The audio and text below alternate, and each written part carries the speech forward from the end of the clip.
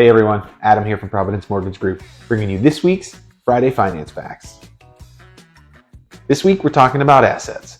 You probably remember from our Wednesday word that an asset is anything that you own of value. Now when it comes to buying a house, assets are a little bit different. We want to talk about usable assets for a home purchase.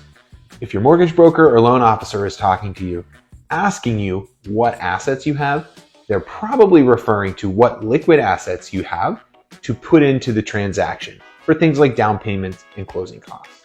So let's talk about what assets are usable for a mortgage transaction.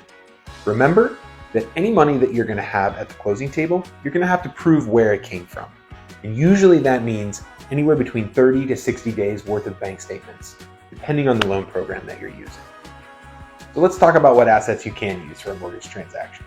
A lot of times people will pull money from a checking account, savings account, maybe something like a money market account.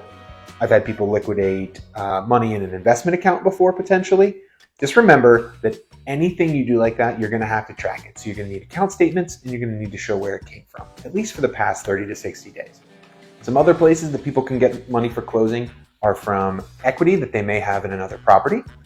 I've had people pull money out of a retirement account before, assuming it's the type of account that you can have access to the funds before retirement, or getting a gift is usually an option. Just remember, there are very specific rules and documentation requirements for all of these different types of assets that you can use for closing.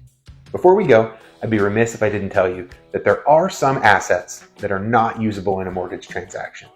Some common ones are cash that you have on hand.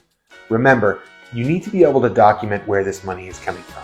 So if you think you might be buying a house in the near future and you have a lot of cash sitting at home in the safe or under the mattress, you're going to want to get that in a bank account. Another place that you can't utilize funds for closing would be from an unsecured loan.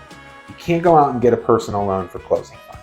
One last place is you can't utilize a fixed asset that's not liquid or liquidatable for closing. I've had people who have cars, who have equity and other types of things, but you need to be able to liquidate that asset and move those funds into an account that you can have access to the cash for before you can use it.